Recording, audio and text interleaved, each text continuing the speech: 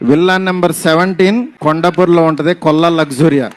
Hello guys, welcome to the Harry opinion on the film Raja Saab, acted by Prabhas, Sanjay Dutt, Nidhi Agarwal and directed by Maruti garu. First of all నేను part 2 trailer, అదే Raja Saab 2 trailer చూసి ఏదైతే words అన్నానో అట్లా వెనక్కి తీసుకుంటున్నానబ్బా. అంటే అప్పుడు ఏమన్నానంటే Raja Saab film సంక్రాంతికి ఊపైపోతుంది, మీరు హైప్ ఫీల్ అవ్వండి అని చెప్పి ఫ్యాన్స్కి నేను చెప్పాను. సో ఆ వర్డ్ని నేను వెనక్కి తీసుకుంటున్నాను.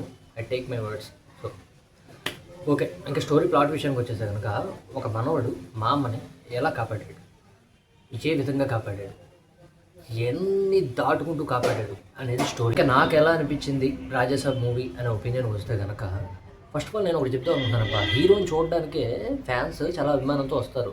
పెద్ద స్క్రీన్లో వాళ్ళ హీరో పర్ఫార్మెన్స్ని, వాళ్ళ హీరోని చూద్దామని వస్తారు. అలాగే జనరల్ ఆడియన్స్ కూడా వాళ్ళ టైంని, మనీని స్పెండ్ చేసి హీరోని చూద్దాం, హీరో పర్ఫార్మెన్స్ని చూద్దాం, సినిమా ఎలా ఉందో చూద్దామని వస్తారు. నేను ఇదంతా ఎందుకు చెప్తున్నాను అంటే కనుక, ఇప్పుడు ఫిల్మ్లో రాజాసాబ్లో ఏంటంటే విఎఫ్ఎక్స్ షార్ట్స్, అంటే ప్రభాస్ ఇలా నుంచుని ఉంటాడు, మొహం కదిలిపోతూ ఉంటుంది, డ్యాన్స్ చేస్తూ ఉంటాడు, మొహం కదిలిపోతూ ఉంటుంది.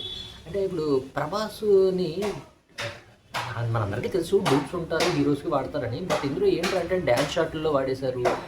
నార్మల్ యాక్చువల్గా డూప్ అనేవాడిని బ్యాక్ షాట్లో కానీ సజెషన్ షాట్లో కానీ వాడతారు. బట్ ఇందులో ఏంటంటే మొత్తం ఫేస్ డైరెక్ట్ షార్ట్స్లో వాడేశారు, డ్యాన్స్లో వాడేశారు. ఫేస్ కదిలిపోతుంది, మనిషి నడుస్తుంటే ఫేస్ కదిలిపోతుంది.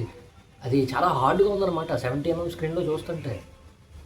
అది ఫ్యాన్స్ కూడా చాలా డిసప్పాయింట్ చేసిందనమాట. ఎందుకంటే ప్రభాస్ని చూడడానికే కదా అందరూ వచ్చేది. సో అది కూడా డూప్ చేశాడు, పర్సన్ ఎవరో ఉండి తలకాయ అంటించినట్టు ఉందంటే అది డైజెస్ట్ అవ్వదు కదా. అది మెయిన్ ప్రాబ్లం అబ్బా సినిమాకి, చాలా ఇరిటేట్ చేసింది అది విషయం. సరే, ఫస్ట్ ప్లస్ పాయింట్స్ గురించి మాట్లాడుకుందాం. ప్రభాస్ గారి యాక్టింగ్ అయితే చాలా ఫ్రీగా ఉన్నారు, చాలా కామిక్ కానీ అది కానీ చాలా బాగా వర్కౌట్ అయిందబ్బా. ప్రతి కామెడీ ప్రభాస్ గారి నుంచి వచ్చిన ప్రతి కామెడీ వర్కౌట్ అయిందబ్బా. ఆయన ఎంత ఫ్రీగా చేశాడంటే మనకి డార్లింగు, బుజ్జిగాడు ఆ ప్రభాస్ కనిపించారు మళ్ళీ ఈ రాజాసాబ్. సో అంత ఫ్రీగా, అంత ఫ్లోలో యాక్ట్ చేశాడు ఆయన. సో అది ప్లస్ పాయింట్. ఇంకో సెకండ్ పాయింట్ బామ్మ గారి క్యారెక్టర్. ఈ బామ్మ మనవడు ఈ ఎమోషన్ ఏదైతే ఉందో అది బాగా వర్కౌట్ అయింది, ఎస్పెషల్లీ ప్రీ క్లైమాక్స్లో. సో వీళ్ళిద్దరూ ప్లస్ పాయింట్స్ అబ్బా. ఇది నాకు బాగా నచ్చింది. మిగతావన్నీ కూడా ఇది ఎలా అంటే చాలా ల్యాగ్, స్లో అయిపోయింది ఫిల్ము. చెప్పాలంటే ఫస్ట్ హాఫే స్లో అనుకుంటే సెకండ్ హాఫ్ చూసాక అప్పుడు నేను రిలీజ్ అయ్యాను అనమాట, ఫస్ట్ హాఫే బెటర్ సెకండ్ హాఫ్ కన్నా. అంటే ఎటెటో పోతుందబ్బా, ఏదో ఓంకార్ తీసే సినిమాలు ఉంటుంది చూసా రాజుగారి గది, ఆ టైప్లో వెళ్ళిపోయింది సెకండ్ హాఫ్ అంతా.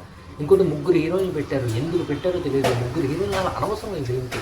ఒక్క హీరోయిన్ పెట్టున్నా సరిపోయింది అనిపించింది. 3 హీరోయిన్లు ఉన్నారని మాట తప్ప ముగ్గురికి ఎటువంటి ఇంపార్టెంట్ రోల్ పడలేదు, ఎటువంటి ఇంపార్టెంట్ క్యారెక్టర్ పడలేదు. ఇంకా చెప్పాలంటే చాలా హార్డ్గా ఉంది.